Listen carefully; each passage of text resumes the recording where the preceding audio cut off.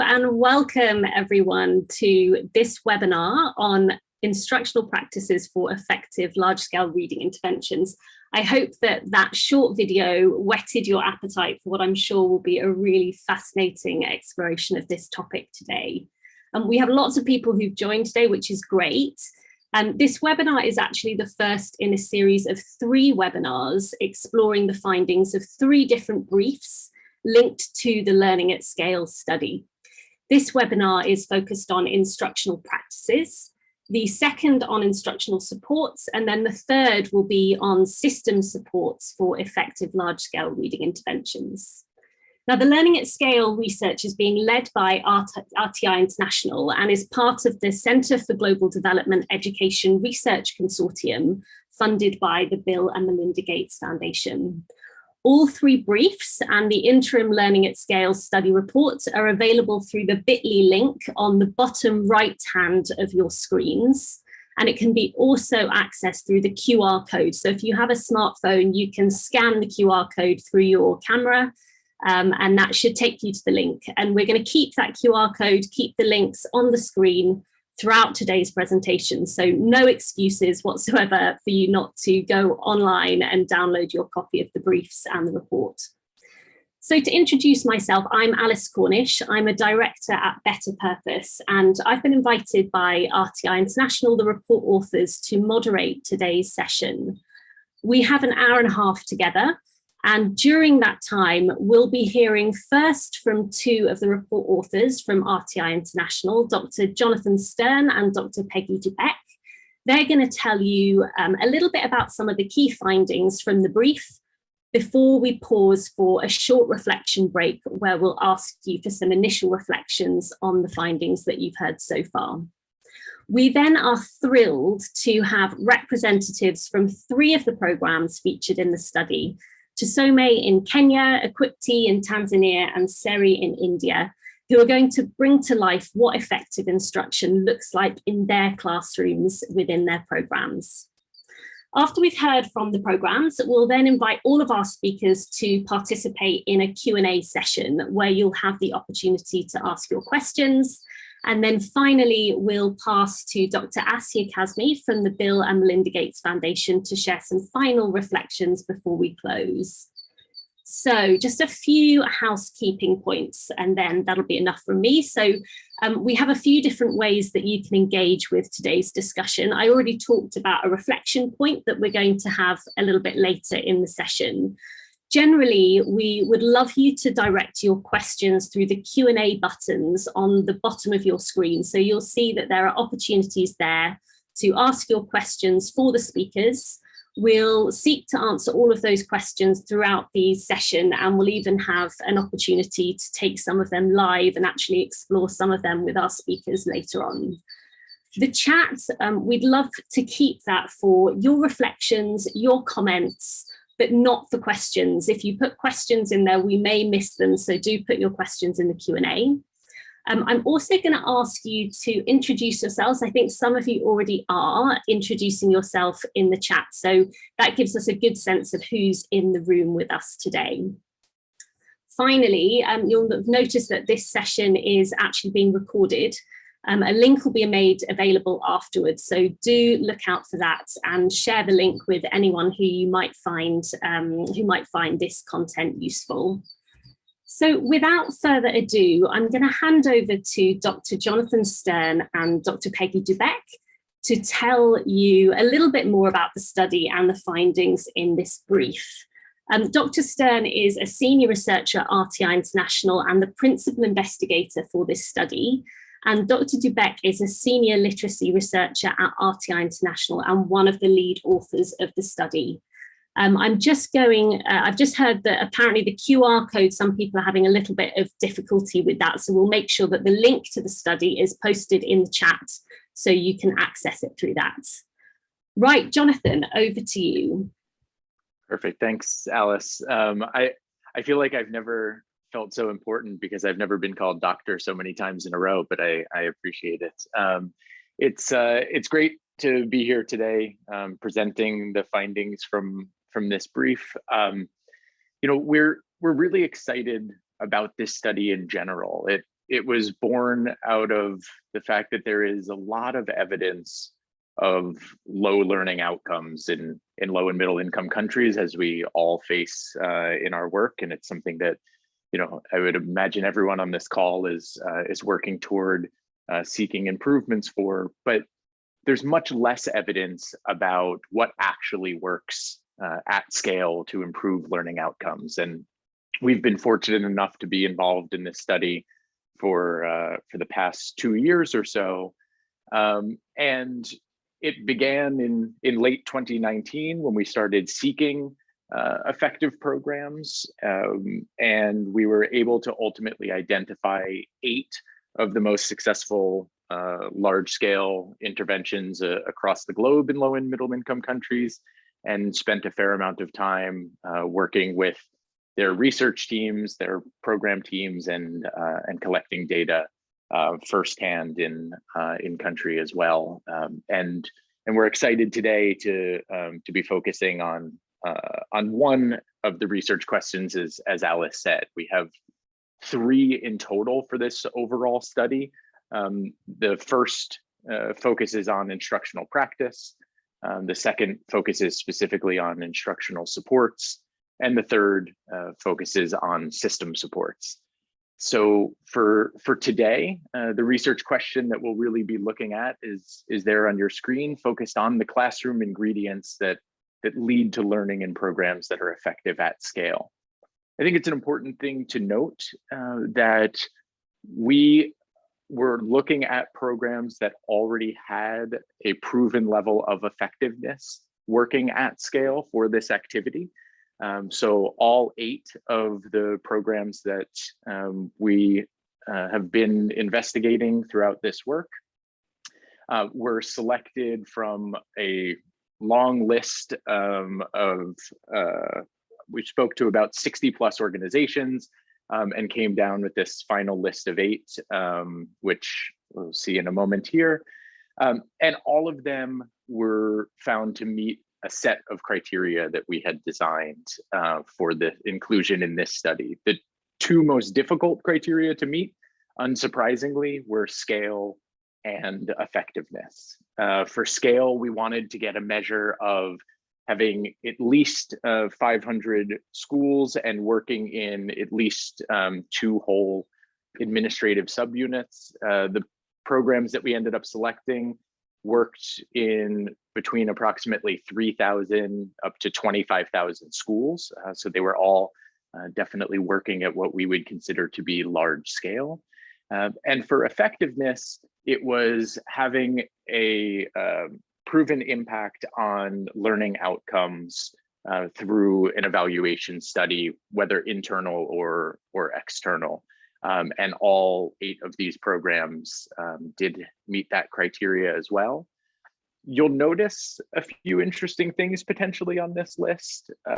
One of which is that they are predominantly USAID funded activities. That was not purposeful from a selection standpoint, but it did play out that way based on the availability of evidence. And that's something that we want to make sure to highlight and continue highlighting throughout this work, as there are a lot of programs that are beginning to work at larger scale, but without evidence of the impact, it's harder to understand what they're actually achieving and whether or not we want what we can be learning from them in order to understand how to inform programming moving forward. So it's a bit of a call for the larger sector in general to make sure to include such evaluations in the activities, so we can continue learning from programs working at large scale. A second thing that we also might notice here is that there are no government-led programs entirely. So all of these programs work with and through the governments, and many of them are seen as government initiatives, but they are all very much implementer supported. And a lot of the activity was implementer driven or conducted as well, even if, as I said, it was done with and through the ministry. We have a second phase of this work that's upcoming, where we're also identifying government-led only programs, although once again, the more difficult aspect there is trying to understand how we can assess the level of impact that they have, as we haven't had that quite as consistently in a lot of government-led programs. The last thing to note on this slide, all 8 of the programs are listed here. I did want to point out that under India, there are 2 programs noted there. It kind of looks like it may be 7 in total, but it is 8. Both the SERI program from Room to Read and Read India, Pratham's program are listed there in India. And as Alice said, today we're going to be highlighting 3 of these programs in this webinar, and in the upcoming webinars on instructional supports and system supports. In each of those, we'll be highlighting 3 or 4 programs as well. So those of you who are interested in some of the programs that are not explicitly highlighted today, we encourage you to join those future webinars so you can hear from those programs directly. But there's also information from them in the interim report and highlighted in the briefs as well. So moving just briefly to a bit on the data and methods for this activity. The findings for the brief specifically, which is our main focus for today, comes from a couple key sources. The first is an in-depth examination of approaches across all 8 programs. This included country entry visits where we met with program staff as well as partners and funders to do in-depth interviews to understand the programmatic approaches. We also reviewed program materials and documentation to get a sense of what the intended approach of these programs was and what they saw as the key drivers for success in each of them. And at the time of the drafting of the brief, there was in-country primary data collection done by the Learning at Scale team for only 3 of the programs. It's actually the 3 programs that are being highlighted today explicitly. There were delays due to COVID. We had intended to have all of the data collection done in 2020, but as we've all encountered over the past few years, that ended up not being possible. We've since collected data from more of the programs. We're doing an update to the interim report that actually now includes information from 7 of the 8, and we're looking to collect data from Read India in the coming months, which would be the final of the 8 to have all of the information included.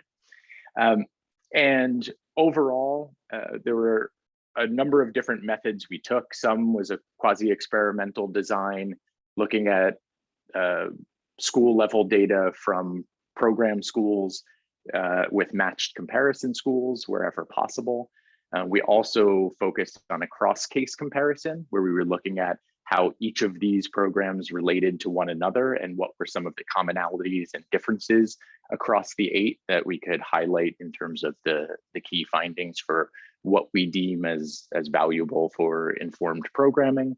And overall, we ended up with about 30 plus instruments that included classroom observations, student assessments, qualitative and quantitative interviews. The interim report is a bit long and hard to read probably, which is why we came out with these briefs where we tried to synthesize all of the data into more easily digestible information. And Peggy has the fortune and pleasure today of being able to talk about what we found for the first brief in particular. And so I'm happy to hand over to her now to go into the key findings. Thank you, Jonathan. Yes, hi, my name's Peggy, which is a nickname for Margaret. So you're welcome to use both. I answer to a lot of different names. As a collaborating author and one of the researchers on the study, I'm really pleased to be engaged with you today. So thanks for being here. But let's get right into the key findings. Ultimately, we learned that the way to improve learning outcomes at scale requires better teaching than was typically the case. This is no small task. So let's explore this finding in more detail and the sources for it. First, let's move to the high-level findings across the 8 programs. So figure 1, which is taken from page 2 in the brief, I highlight it because it defines 7 essential characteristics of teacher practice. These are drawn from descriptive survey analysis, as well as from our data collections, as Jonathan just mentioned. If I only had a minuscule amount of time to advise a decision maker, perhaps I'm in an elevator or some socially distanced safe place, about what we found worked to improve early grade reading outcomes by adjusting teacher practices, because today we're talking about instruction, I'd summarize these 7 characteristics probably by saying something like, phonics should be prominent.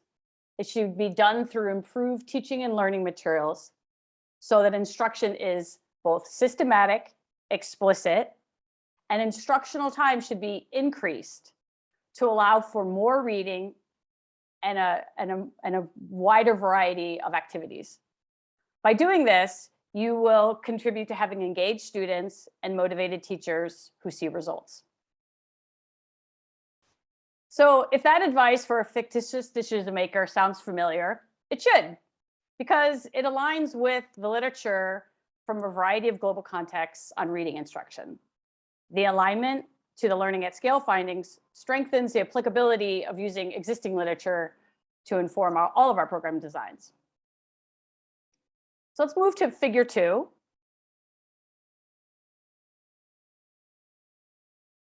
So the blue dot, this is the responses from the 8 programs. And the blue dots in this figure summarize the elements that were found in all 8 programs. And the plum color dots represent what the programs themselves identified as keys to their success.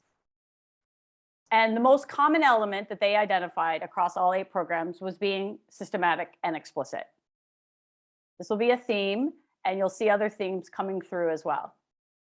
So let's get into this a little bit more and move into the quantitative results.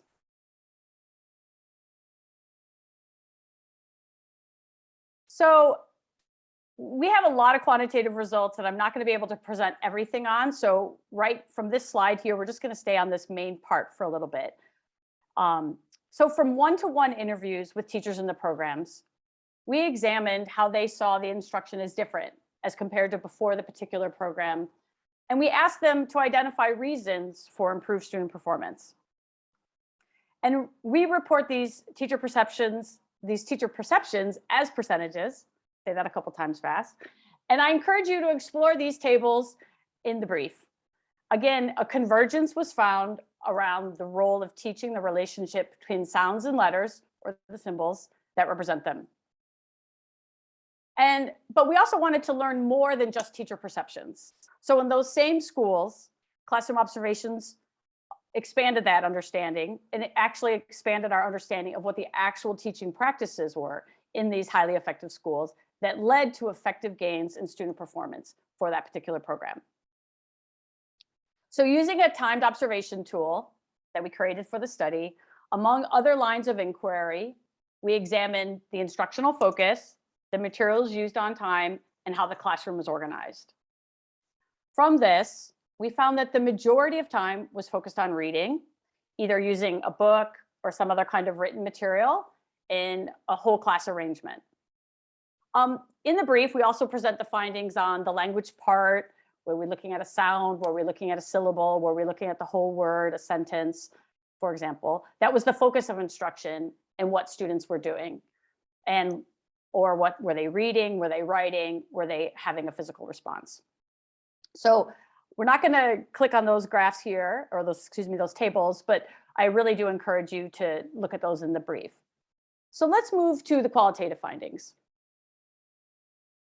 Because up until this point, the findings, they might seem a little bit dull, because you know much of this from your knowledge of the literature or of your knowledge of implementing the recommended characteristics in similar program designs. But I hope things will brighten now, as you'll surely find that the evidence supporting these 5 qualitative findings that are listed here to be lively because the evidence is primarily via the voices of teachers, of trainers, and others involved in the program. And these findings bring additional specificity and user experience. So for example, listed here, number 3, we found that teachers stay right there with, thanks. We found that teachers monitored progress and adjusted their instruction accordingly. So let me brighten that example with a teacher voice. So let's move to quote 3, where you just were going, Alice. Thanks. So in response to a question about how she monitors students, an equipped teacher said, "It's not just me talking. Students are talking, and they're doing a lot of things too." So this type of instructional, the type of instructional activities that were done in Equip T gave the teacher more insight into student progress and increased their monitoring. So now that we're back here on all the qualitative findings, the increased ability to monitor students was also connected to other findings. As finding 4 notes here, we also learned that teachers were motivated as they could see how instruction led to positive learning outcomes. Let me give you an example of that type of motivation by showing quote 8. So this is a quote from a Sari teacher in India who said, "If someone knows the grid, they can read anything. It's good for anybody. I have a neighbor, she's 50 years old. I taught her to read with that grid." This particular teacher was so motivated that she expanded her teaching using that letter grid with others. And just a point of clarification on that slide where it says ... that was the name of the neighbor. We removed that. So we're back here at the qualitative findings. So that Sari's teacher's comment noting the utility of the letter grid, it's also related to finding 5 that's here, that the materials made it easier to engage students. We found this across all the programs.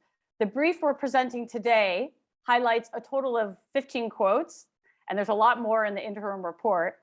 But in the brief that we're presenting today, they're easy to find they're easy to locate and call out bubbles. And they give a real sense of the user experience and why these programs were effective. So I really encourage you to spend time reading them. So we take all of these findings, the quantitative findings, the qualitative findings, and we offer implication. So let's go to the implications now. The implications from the Learning at Scale study on instruction are detailed here in these 5 boxes. You'll note my tongue this morning. You'll note some similar themes to what I presented earlier. First, instruction should show students the relationship between letters and sounds systematically and explicitly. Next, most and more class time should be devoted to teaching reading. Furthermore, the use of direct instruction can be provided through several methods, and they can encourage student participation. And in combination, instructional time should be maximized with students engaging with accessible reading materials, which contributes to active students, allowing teachers to monitor their performance and then adjust their instruction accordingly. Ultimately, this is motivating teachers and people using the program and using the materials and improving outcomes. So these implications for instructions for reading programs are really specific. They're actionable and they're achievable, as these 8 programs have shown us. So several of those programs, 3 specifically, who've done much of what I've highlighted and what Jonathan has introduced earlier, will present next. So I really look forward to your questions and your comments later today, and then maybe later after you've engaged further with the brief. Thanks so much for your time. And on back to you, Alice. Thanks so much, Peggy, and thank you, Jonathan. I can see that there are a couple of questions coming through the Q&A. Please do keep those questions coming for Jonathan and Peggy. Both Jonathan and Peggy are going to be around for the next hour or so to answer questions through the Q&A, but they're also going to join us live for Q&A after our presentations from our program speakers a little bit later. Now, before we move on to that, we wanted to get some reflections from you all on what you've heard so far. Some of you may have read the brief already, some of you may be hearing some of those findings for the first time, but we do really want to hear from you and ask you a very short question, which is, what reflections and questions arise for you as a result of hearing the key findings? So what are those key findings sparking for you? What questions do you still have? The reason that we want to ask you this is because it's really important to RTI, to the authors, to the programs, to get an understanding of where this work could go next and how people are resonating some of those key findings. So I'm going to ask my colleagues to post that question in the chat, as well as the link bit.ly/brief1reflection, bit.ly/brief1reflection. I'm going to ask you all to follow that link, and I'm going to pause for 3 minutes for you to share your reflections and share your thoughts with us. So 3 minutes are coming on the clock. I'll play some music. Please follow that link and share your initial reflections.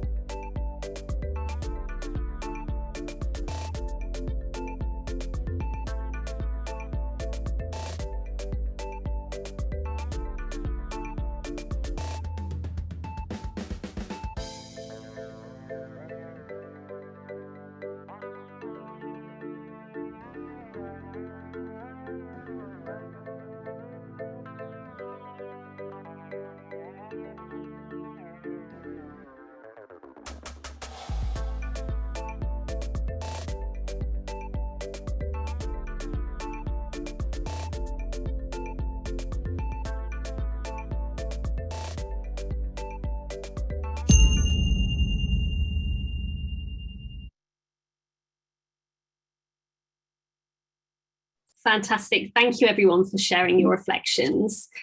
We are now really pleased to move into our next session, where we are going to be inviting a panel of experts from 3 of the programs featured in the study, who are going to give you a better sense of what instructional practices look like in the classroom. We've asked the speakers to prepare some pre-recorded presentations in advance, And then they will all be joining us live for Q&A today. So on that note, I'm very pleased to introduce our speakers, Sarah Coco and Brenda Anjuri from the Tusome program in Kenya. Sarah is the Regional Education Program Officer at RTI International, working on the Tusome early grade reading activity in Kenya. She is joined in her presentation by Brenda Anjuri, who is the Senior Production Manager for Tusome, who heads the Instructional Materials Development function. Next, we'll be moving to Vincent Cataballo, who is working with Cambridge Education as Technical Lead for Learning for FCDO Shule Bora program. Before that, Vincent worked as the Technical Lead for the FCDO-funded program known as Equip Tanzania. Finally, we'll be moving over to India and we'll hear from Shakti Bhatta Sen, Program Director at Room to Read India, who will be telling us about the SERI literacy program. And before we hear from the speakers, just a quick reminder, keep posting your questions in the Q&A. We're going to come to them afterwards. Now, let's hear from our speakers.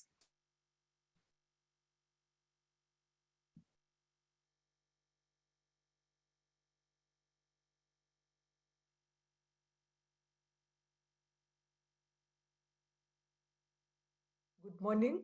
My name is Sarah Coco. I work for RTI on the Tusome early grade reading activity that is USAID funded. Glad to present to you on the direct instruction method as an instructional practice that is effective for large-scale reading intervention. Welcome. So how is the direct instruction model applied? The direct instruction model has got 3 steps. The first step is I do. And at this point, the teacher models. So the instruction is I do alone as you watch me. That is the instruction to the learners so that they are clear it is the teacher's turn. At this point, the teacher gets to clarify what is the new skill and content that the learners get to learn in that given lesson. The next step is we do. At this point, it is more of guided practice because the teacher gets to practice the skill together with the learners. As they practice together, the learners get to observe and listen to how the teacher is getting to demonstrate the skill as they do together, because for them, the teacher is the ideal model for the given skill. So this is important. Then the last step in the application of the approach is the you do, which is independent practice. So the learners have an opportunity to get to practice on their own. And so as they practice, the teacher is observing, listening to how they're demonstrating the skill. And it also gives an opportunity for the teacher to give corrective feedback so that the learners are able to get to practice and master in the best way possible how the skill is demonstrated at the end of the lesson. So these are the 3 steps in the direct instruction model. And this is how the teachers have been trained in Tusome how to apply this when teaching the different skills in reading. So next is a classroom presentation video on how this is simulated in a typical classroom.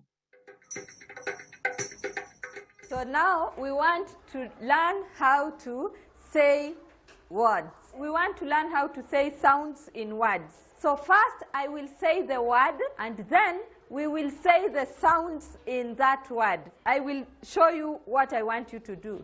Listen, it's my turn. Met. The word is met. The sounds in the word are m, e, t. Now, I want us to try together. The word is met. Can we say the sounds in the word met? M, e, t. Very good. I will say the word and you tell me the sounds. Are you ready? Yes. Met. What are the sounds in the word met? Okay. Thank you for watching the classroom simulation of the direct instruction method. So what are some of the common challenges that teachers have been observed and have shared? One of the challenges is how to apply the I do, the first step. Some teachers have been observed skipping this modeling step. And this is more so from habit because sometimes they just introduce the content and expect the learners to apply this, to just demonstrate without the teacher getting to show them first. At the same time, it's been observed that some fast learners want to model with the teacher during the first step. And this happens more so during word reading and probably text reading. Learners who already have some reading skills tend to want to show their skills even before the teacher models. And this is a danger because some teachers will tend to move with the first learners, assuming that all learners are at this level. So what are the challenges during the we do? Sometimes teachers have been observed asking learners to recite after them. And when asked, the teachers have explained that sometimes they don't believe that the learners will be able to remember what they did during the I do, and hence they are supporting them by asking them to repeat probably word for word if they're blending words, or if they're reading sentences in a passage, then they get to repeat sentence after sentence when the teacher reads that. And sometimes the teacher forgets to do together with the learners and lets them do alone, making this a you do and not we do as expected. What about during the you do? During the you do, it's been noted that the common practice is to ask for the whole class to respond without varying. And in this way, there are learners who the teacher may miss to take note of, who may need individualized support to be able to pick up on specific skills that they are struggling with. So teachers have been encouraged to try and vary this by having whole class practice, sometimes have small groups and individuals as well. Then the other common challenge is that teachers who have not yet mastered the direct instruction method have been observed not applying the 3 steps in correct sequence. They could start from you do, and then they move to the I do and end with the we do. And so this defeats the purpose of the systematic instruction and that the learners require, as well as the explicit instruction that the direct instruction method helps teachers to deliver when helping learners to acquire the reading skills. Because we know that when the teacher is able to go systematically by introducing, clarifying, demonstrating, practicing together with the learners, and then allowing the learners to practice independently so that they can also get to see whether they have learned correctly, then this becomes a challenge. So the important bit is to ensure that it is systematic so that the instruction is able to benefit the intended learners. My name is Brenda Njuri. I work for the USAID's Tusome Early Grade Reading Activity as a Senior Production Manager in charge of materials development. I will now talk about the resources that we provide to teachers to enable them in implementation. So in Tusome, we provide materials in 2 languages, Kiswahili and English. To date, Tusome has supported 7.8 million learners, and we have distributed 25 million books to learners across Kenya. The content in the Tusome teachers' guides and learners' books is closely linked. When we prepare the teachers' guides and the learners' books, we ensure that the instructional materials have a very predictable structure. This makes it much easier for the teachers to master the content and also to teach with ease. We ensure that our materials have varied activities for the learners, and we also provide guidance on time allocation in the teacher's guides. This ensures that the teacher is able to cover all the components in a timely manner. The visual design of the Tusome materials is also very carefully planned, and we ensure that we use icons in both the teacher's guides and in the learner's books. The Tusome materials are in full color, and the font choice is designed to ensure that both teachers and learners are able to follow the textbooks without distraction. All the illustrations and photographs found in the Tusome materials are also in full color and are designed to support the content. And we ensure that there is varied supplementary material, which the learners can also use both in and out of the classroom. We ensure that all the Tusome materials are available at a target ratio of 1 book per learner. So when preparing the Tusome instructional materials, we prepare a very detailed scope and sequence. This scope and sequence shows the content that is going to be covered in grades 1, 2, and 3, and the order in which it is going to be covered. A big consideration we make when we're preparing our Tusome materials is to ensure that it is closely aligned to the KICD competence-based curriculum. When preparing the scope and sequence, we ensure that the skills are growing logically across grades. For example, in grade 1, we have controlled text. So the text that the learners are reading in grade 1 in each lesson is based on the letters and sounds that they have experienced before. So using controlled text makes it easy for the learners to be able to read, sometimes even within a week of being introduced to the sounds and letters. The learners are able to read very simple texts based on letters and sounds they have experienced before. Another example is in grade 3, where we're introducing reading as a tool for learning, and also introducing an elaborate writing process, which enables them to grow into creative writing. Thank you very much for listening to our presentation. Hi, my name is Vincent Katabaro. I work for Cambridge Education as a technical lead for learning, supporting Shurebora program. But before that, I worked as a technical lead for improving teachers' performance, supporting EquipT, which was a DFID funded program, but mainly by Cambridge Education.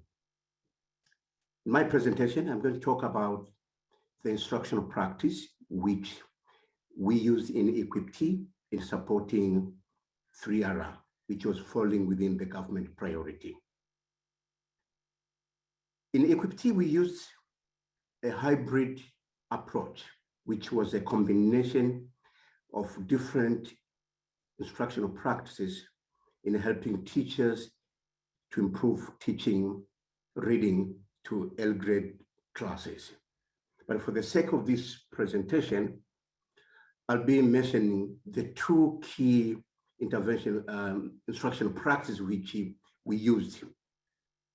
One was a dialect instructional practice, which we're now allowing teachers to model, and then after that, teachers and the pupils will work together.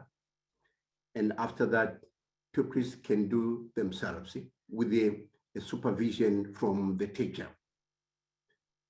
This approach was allowing teachers do, and then teachers and pupils work together, and then finally the pupils practice independently. We use this approach when the teacher was introducing new letter or new syllable or any complex learning objective, which was very critical. And then we suggest teachers to use this approach. In the same way, we also train teachers on how they can use phonological awareness, which was built on the sound blending skills. The justification of emphasizing this instructional practice in the instructional time is because most of the students who are joining in grade 1 in the regions where EquipT was supporting, they were affected with their mother tongue. And knowing that the medium of instruction in Tanzania is Kiswahili, we found that most of students who are joining grade 1, they were unable to speak Kiswahili. So we thought it was very crucial to improve their proficiency in speaking Kiswahili first, before we engage them in phonics-based instruction. So the combination of this dialect instruction practice and phonemic awareness in the instruction time, the combination of that with the other instructional practice is one which contributed to improve learning outcome in the equipped regions. Okay, let me tell you something about phonics-based instruction.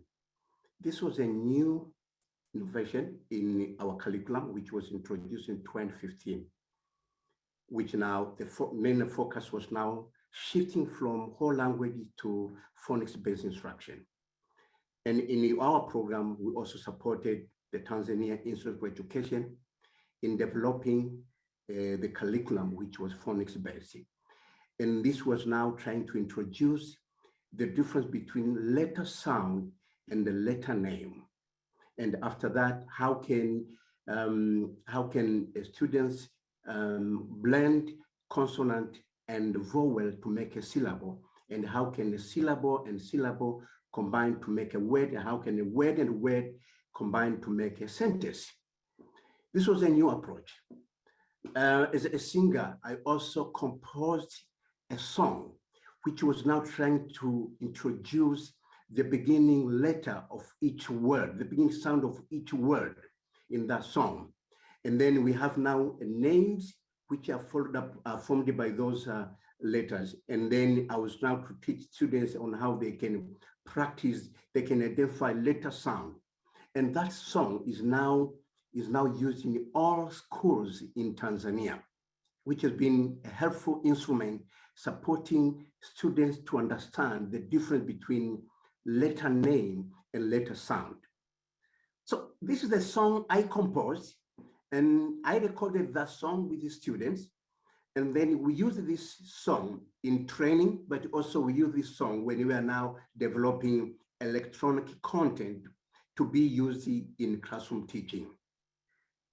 Sauti ya kwanza katika neno mama ni tuimbe sote kwa pamoja sauti Sauti ya kwanza katika neno mama ni tuimbe sote kwa pamoja sauti Sauti ya mwanzo katika neno baba ni tuimbe sote kwa pamoja sauti Sauti ya mwanzo katika neno kaka ni k.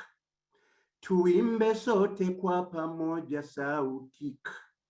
Sauti ya mwanzo katika neno saa ni s. Tuimbe sote kwa pamoja sauti s. Sauti ya mwanzo katika neno taa ni t. Tuimbe sote kwa pamoja sauti t.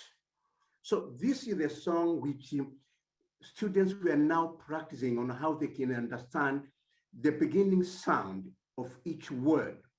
And this helps a lot to differentiate between letter name and letter sound. When we started, it was challenging because most of our teachers, they were used to English alphabet, and they were using the same English alphabet in teaching Kiswahili. So introducing the letter sound, it was something new, and unfortunately, even teachers were not taught in teachers' colleges. By doing that, we worked with the TI, Tanzania Institute of Education, to develop scope and sequence. And this was now a guiding which could tell which letter pupils will be able to learn every week, every month, and every quarter, and every half year, and every year. And that letter could now combine with the vowel, and then helping those pupils to practice making syllable, making word, and then sentence, and then practice reading, including comprehension. Some of the challenges we had was just a transformation from the whole language to phonics-based instruction. We found that some teachers were a bit reluctant in changing. But we used a different way, like the module and the videos we produced. We're now helping teachers on how they can pronounce letter sounds. It took a long way, but now we can see the huge improvement. And when we consulted teachers, they're saying they are no more comfortable in teaching reading than it was like 10, 15 years ago. which means now these students who can practice reading, who have improved in terms of reading, has increased compared to the number of students we had in some years back, where you could find a student who is in grade 7 cannot read and cannot even write. So we think this phonics-based instruction has supported to improve reading in Tanzania. And this you have evidence based on what happened in Equip Tanzania. Now I'm going to share with you the video which showed teachers teaching by practicing the instructional practice which we trained them in Equip T, and how the teacher is going to engage the classroom. In that video, you will also learn how pupils will be actively participating in teaching and learning process, which can demonstrate that this approach, it works better, even in a very challenging environment. Thank you for listening. Herufi ya kwanza ni me. Me, moto. Me, moto. Aya, twende. Me, moto. Tena. Me, moto. Tena. Me, moto. Vizuri sana. Herufi yetu ya pili ni se. Se, sa, s. Se, sa, s. Tena. Se, sa. Good day, ladies and gentlemen. This is Shakti Brata Sen from Room to Read India. I wanted to share with you some experiences and insights from our flagship program, which is called the Scaling Up of Early Reading Intervention, or in short, SERI. SERI is about demonstrating an effective model towards improving reading outcomes among primary grade children. Scaling up of early reading interventions through the government system and with the aid of USAID has been how it has unfolded. The geographical space where the SERI initiative unfolded was all about interesting and unique linguistic continuums. So there were languages which were linguistically closer to each other and socially far away from each other. There was an interesting tapestry of how languages, social hierarchies, and various kinds of utterances came together in the SERI classrooms. Now this is an unique feature of everywhere where one can work in India. Every Indian is a polyglot. Code switching is an effortless and not so conscious affair for all of us in India. We speak a language at home, we speak another, a very close language in the marketplace, and we could be speaking another language in the schools. However, this is not a problem per se. Such rich oral cultures can actually bring in lots and lots of opportunities for literacy learning. The 4 states that SERI worked in, Uttarakhand, Chhattisgarh, Uttar Pradesh and Madhya Pradesh, they all had one linguistic continuum in the form of Hindi and one script to deal with, which was the Devanagari script. The unit of literacy learning is called the Akshara. The Aksharas are alpha-syllabaries with an inherent vowel in them. Aksharas can be of different grain sizes. So Aksharas can be single alphabet syllables, or they can be consonant with vowel markers, or they can be consonant clusters with vowel markers. Which means that due to the various units one would need to automatize, children would need repeated exposure to Aksharas, whether in the form of systematized decontextualized skills as well as aksharas embedded in texts for meaningful context. Aksharas do have a surface pattern. So when the vowel markers are used to the consonants, they seem like they do have a surface pattern. And this makes it easy for literacy learning to an extent. But this also means that there will be many units to automatize to be able to read fluently in that script. The number of units children would need to automatize in Hindi are much more than 200, which means that they will need to be learned at various levels. So the blendings or the segmentings that we teach children could be at various levels. They could be at the level of an akshara, they could be at the level of a letter with vowel markers, they could be at a level of letter clusters with vowel markers, and which would mean that lots and lots of time is to be given for practices for these phonics / akshara drills. Aksharas may need to be taught as isolated symbols or even as symbols which can be further reduced into its constituent parts. And therefore, lots and lots of practices with aksharas are an integral part of the SERI program. Writing also makes akshara learning much easier. Children would also need to encounter some differences between how aksharas are written and how are they to be sounded out, given the plethora of multilingual utterances or multilingual backgrounds they come from. So this makes an interesting landscape for how teacher training had to happen in SERI, how teachers had to learn an effective method of teaching the aksharas, and which they had to complete a course of automaticity in 2 years. What is important is teachers also teach aksharas generally, but they teach akshara in a traditional sequence. The traditional sequence has been age-old, coming to us for millenniums. And that is when literacy was thought to be only an exercise of orality.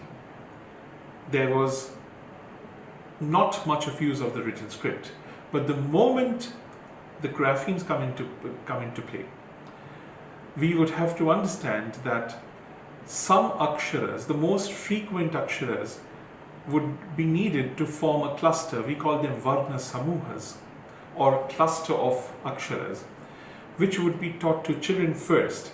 And the varna samuhas, or the cluster of aksharas, were created in such a way that children, after learning those aksharas, could easily get into blending and segmenting them and create words or sentences that are meaningful.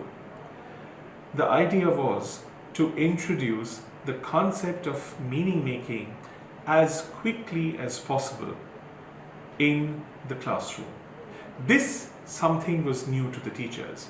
So the teachers also needed a structured pedagogy, a structured script, which would tell them what step to take after what step. What would be the sequence of the activities to be done in the classrooms? What is the way to teach aksharas that children may be finding difficult? So all of this had to be created into a structured pedagogy, as I have mentioned. So, and there was always what we call the I do, we do, and the you do, which is a model for the gradual release of responsibility. So a teacher would demonstrate how a certain akshara was to be read or sounded out, or how a certain skill was to be demonstrated. Then the teacher and the student would do them together, and we would call that the you do stage. And then the teacher would encourage children to do it themselves.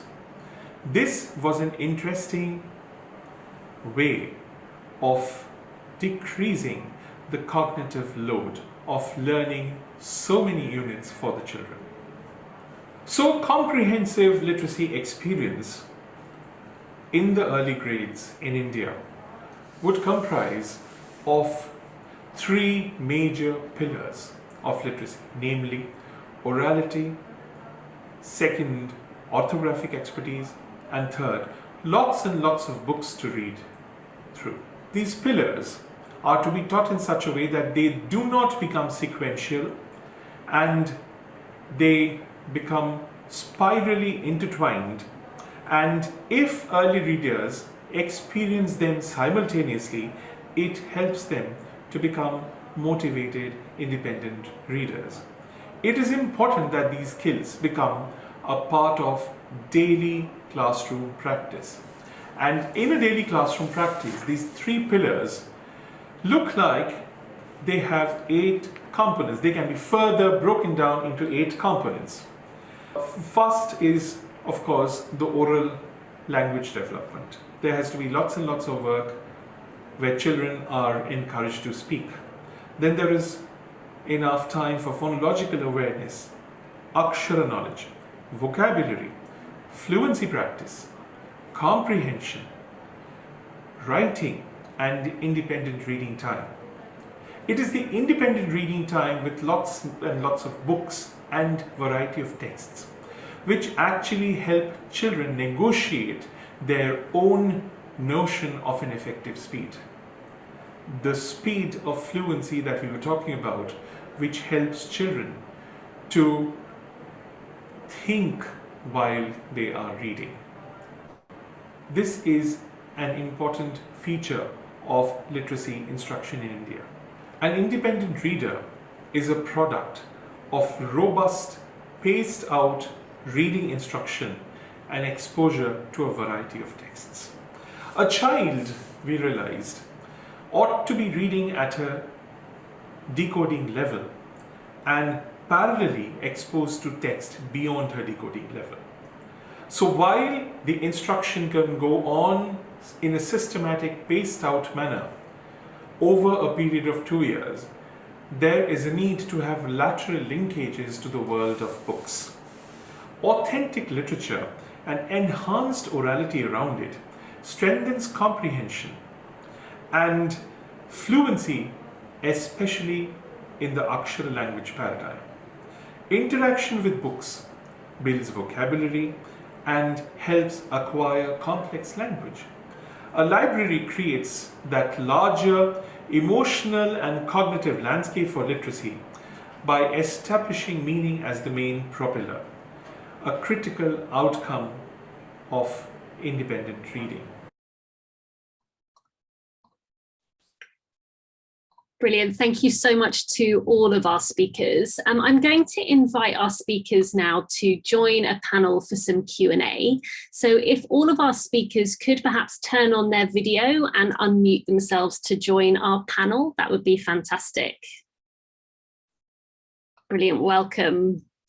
So we have had lots of really exciting questions, and I can see that our speakers have been busily responding to them throughout the presentations. What I would like to do is try and group some of these themes that are coming out in the questions. And I'm actually going to start with a theme of questions around whole class instruction. So there have been a couple of questions which are, one of the questions is around kind of with whole class instruction, often a choral response is quite a common norm. And the questioner was asking more about what really distinguishes effective whole class instruction from some of the more typical approaches that are seen in the classroom. And I wondered whether I might start actually with Shakti, who's already provided some thoughts on this question, just to bring that to life a little bit. And I'd also like to add a supplementary question for Shakti, which has just come through, which is really about kind of how different is the SERI approach to what else is happening in classrooms in India, and so sort of really bringing to life those sort of those distinctive approaches. So Shakti, I wondered if I could start there. I might also then just ask Jonathan or Peggy to kind of comment from the author perspective as well on some of those questions coming up around whole class instruction. So Shakti, could I pass to you perhaps? Thank you. Thank you for having me here. I think that's a very interesting question, because the way teachers would teach aksharas generally, traditionally in the Indian classrooms, would resemble or would be very close to rote learning of aksharas, where there's no systematic breaking down of the aksharas into units for blending and segmenting, or even trying to blend aksharas for meaningful text as quickly as possible. No, they wouldn't do that. So what they would do is they would take the traditional sequence in which the aksharas have been written down for millennia. They would take that, and there would be just rote learning of those letters and sounds. Now, that is often not helpful, because it wouldn't enable a child to actually play with the sound symbol relationship. Now, when we wanted to introduce something new, this was quite a struggle, as Parul Bajaj points out. We really had to there were rounds and rounds of discussion with the government that, we will be doing all the aksharas.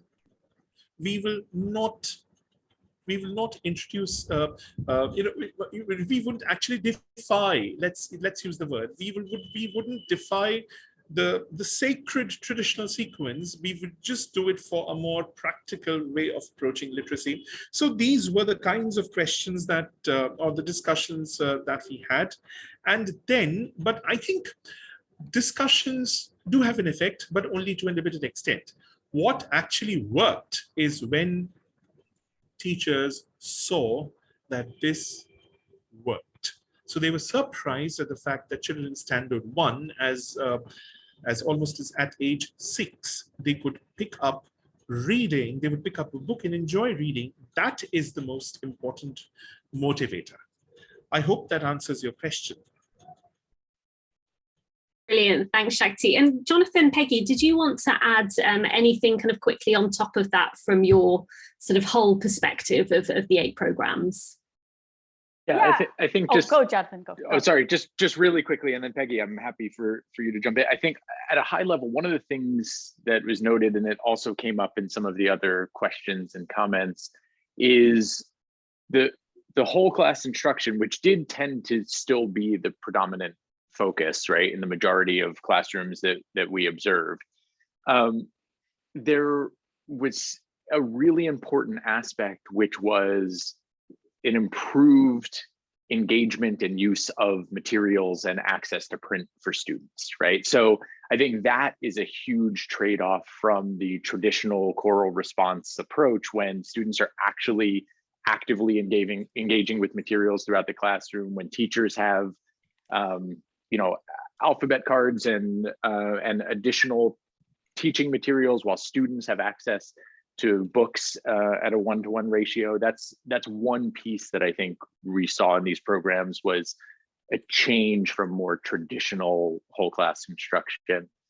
While a second piece of it is we also saw teachers doing a better job of checking for understanding in the class, whether that was moving around and actually checking on individual students, or also providing students with some more scaffolding when they gave incorrect responses, or other such components. So I think those two things at a high level, we saw more universally across these programs, which I think helps differentiate the effective whole class instruction that we were seeing from some more typical whole class instruction that has been found to be a bit more problematic in the past.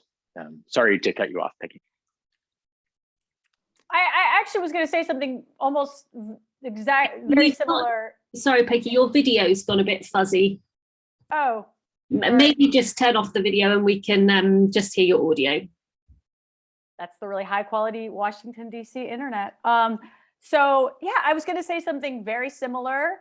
I was just going to get a little more specific. I mean, I presented the findings that the whole group was the most prevalent, but what I didn't present, but I did put in the chat, is we did see a lot of individual instruction. So, and we can assume that that is coming from the teachers having the children see them performing in the small groups. They're doing it in the big group, and then they're moving into the individual. And we saw that we found that there was more children reading text. So even though the whole classroom there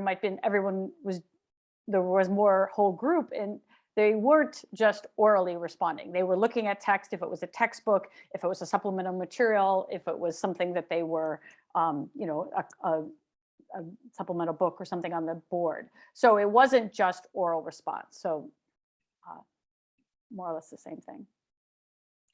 Great, thanks. Oh wait, can I just say one thing? I did want to say one different thing than what he said.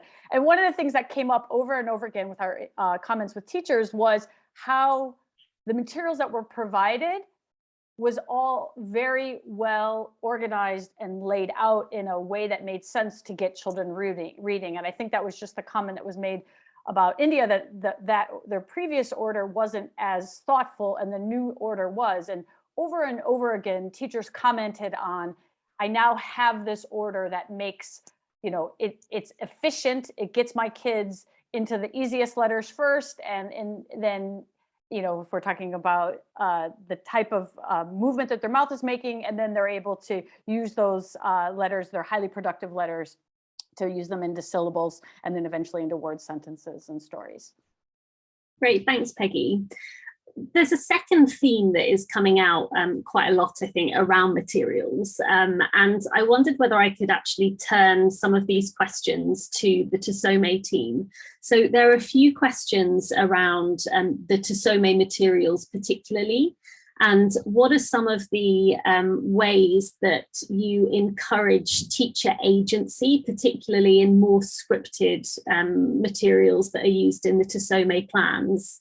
And then a linked one there is, can you say any more about any of the challenges that you've had in getting some of those materials sort of adopted at government levels? So perhaps Tusome could take that one between Brenda and Sarah.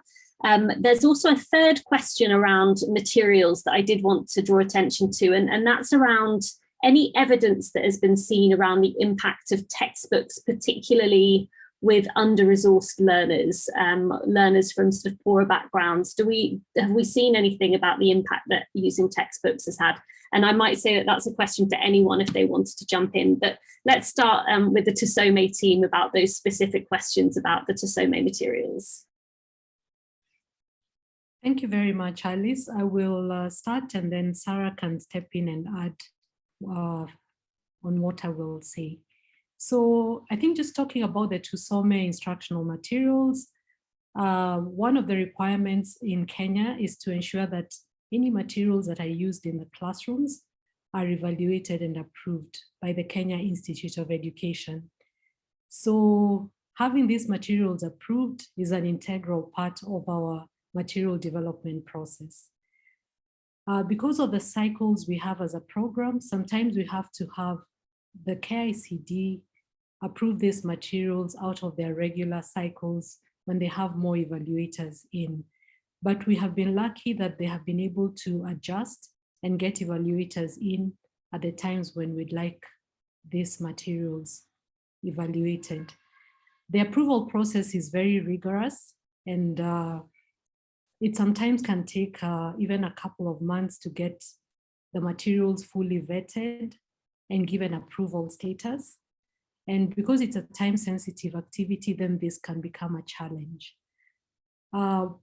Also, one of the challenges we had earlier on in the program was providing justification on how we organized some of the content in both the learners' books and in the teachers' guides. Examples of these are the order of teaching sounds, because we are working with the most frequent sounds, whereas the KICD expected us to use the alphabetic order. So there was a lot of learning also at that level of the Kenya Institute of Curriculum Development, just to ensure that we were providing justification and evidence-based research to ensure that they understood why these books were effective the way they were. One of the other areas that was challenging at the start was because we had full scripting in some of the lessons, and our books are basically, when you really look at them, they're actually lesson plans. There was also the challenge of ensuring that we were not giving the teachers too much and therefore disadvantaging some of the learners. So again, this was something we had to take the curriculum development team through, and they actually worked with us through the process.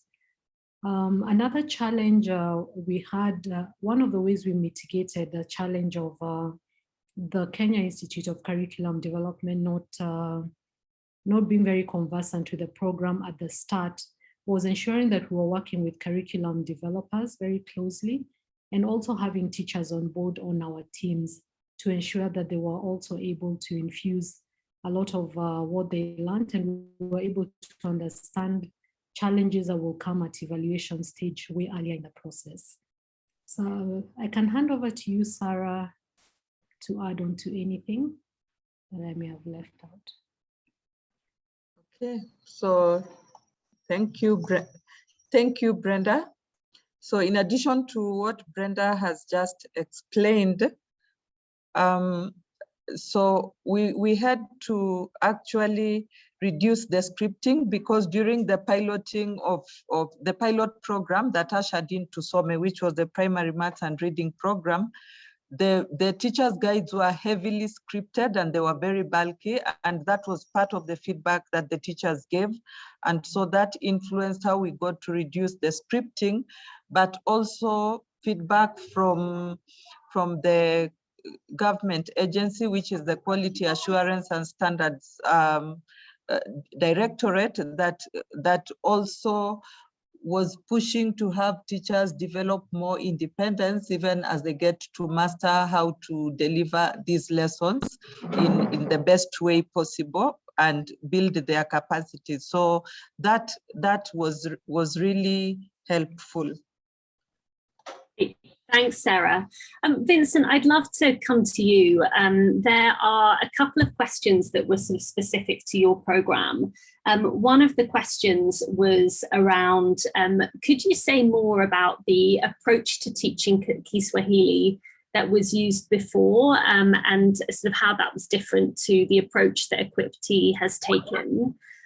So that is sort of one question. I also wondered if you had any kind of comments or thoughts on the previous question about materials and textbooks for under-resourced learners, and what sort of impact that had, or whether you have any thoughts on that one. Thank you very much, Alice. I think I can start with the material development. I think in Equipty, we also had the challenge in terms of material, because when we started the program, we didn't have all those kind of leveled books for L grade. So we introduced the approach, and what we did, we also trained teachers on how they can write their small stories when they are teaching. And this was now trying to cover the gap of missing of these leveled books in the market. So remember the first books we distribute to schools, we have to modify. We bought some books from the market, and then we have to modify those books with the Tanzania Institute of Education so that it can fit the purpose. So I think the first 6 months we started the program, we didn't have any textbook to support that approach. But now we knew that that was a challenge. So what we did, we trained teachers on how they can develop small paragraphs and the small stories books, which they can use as a part of the learning materials. But in terms of material, yes, the government wouldn't like the use of scripted lesson plan. So what we did, we worked with the quality assurers.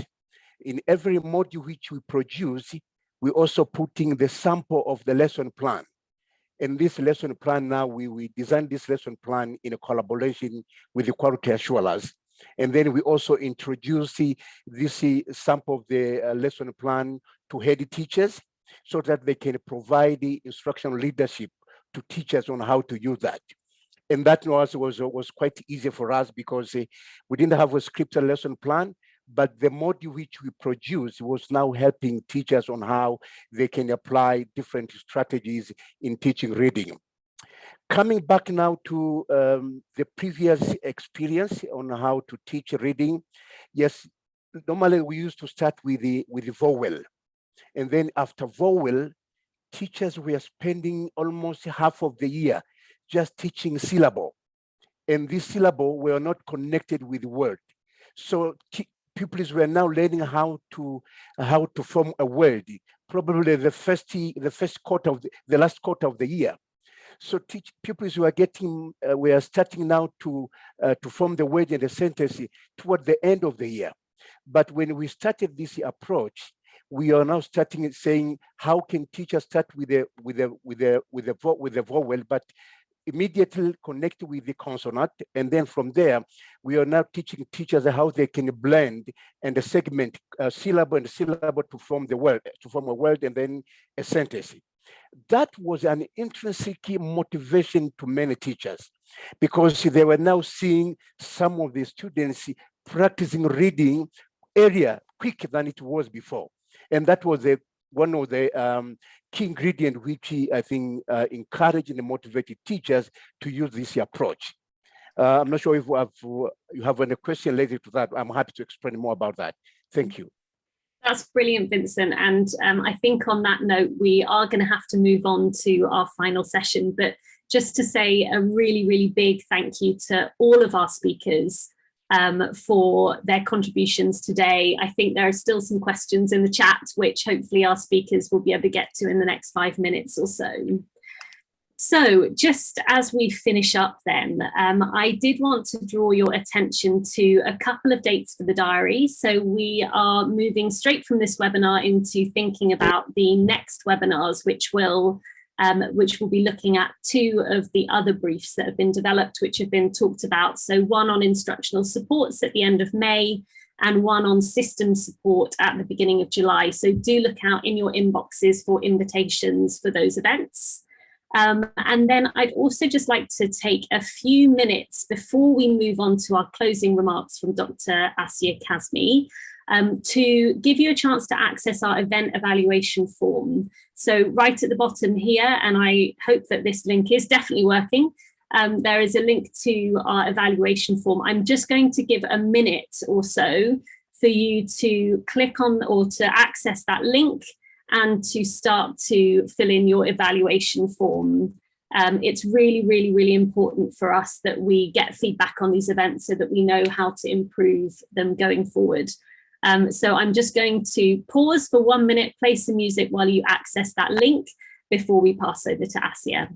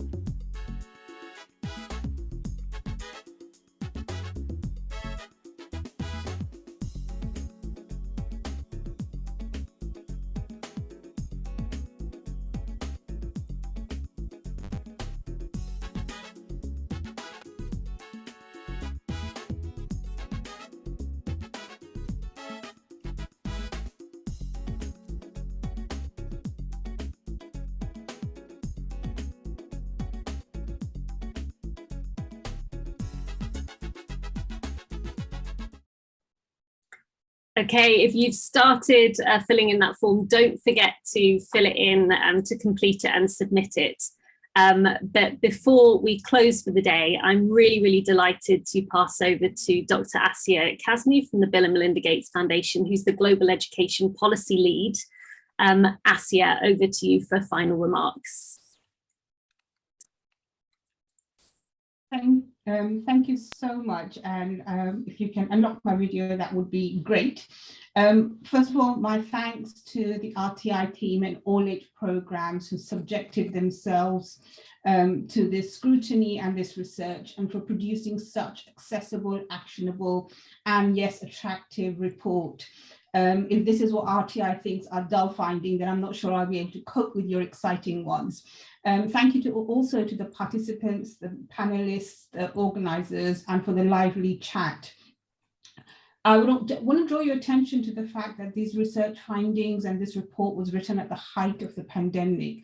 And so a special shout out to the team for producing these. So in summary, books for children, time to teach, teachers monitoring progress of students and adjusting their learning results in improved learning. But importantly, the direct, explicit, whole class instruction, the I do phase, using a phonics approach is what's proven to work. And that this needn't be boring lecture, this is engaging teaching. And I want to pull out a quote from the report when a teacher said, I see them, the kids, learning in a good way. I see them progressing. This is what I liked. These are my kids. It really makes me happy they are learning fast. And that's motivational. I have a confession to make. I was a teacher for about 12 years, and I have a certificate of good teaching from Ofsted. It's a confession because it's not something you really should admit to. I've been a teacher coach, and a coach trainer, but I wouldn't know where to start on early grade reading. It is a skill to teach children how to read, and a skill that we should respect and celebrate. The ability to teach children how to acquire knowledge is a powerful thing, and we need to better understand how to support teachers to acquire this skill. And this learning at scale reports helps us to do that. The study speaks about the support provided by structured lesson guides and the tension between autonomy and teachers' expertise. But we shouldn't consider autonomy in the absence of expertise. That really isn't autonomy. It is leaving teachers to flounder, and it is failing children. It's the equivalent of saying, the experts saying, we know what to do, we know how to do it, we have findings on cognitive science, but we're not going to share it with you. We also know that practical, hands-on, collective, and ongoing training and in-class support for teachers works. It's the difference between the sage on the stage and the guide by the side, and that to support teachers to teach reading, you need both. I want to end with another quote from the next webinar or the next guide on instructional support. And this was a coach saying of another coach who visited them. I liked especially the visit from the coach. He was an officer like me. He came to support me. I gave feedback, and then I asked him to add, can you tell me if I did well so I can do better next time? This is something we as working on the education sector and those who work directly with teachers all need to do better at for our children. And we need to support and challenge each other. So this study contributes to our understanding of what works, and we need to be making sure we implement that more effectively. So I look forward to seeing you in the next webinar, and thank you very much for your active participation. Bye.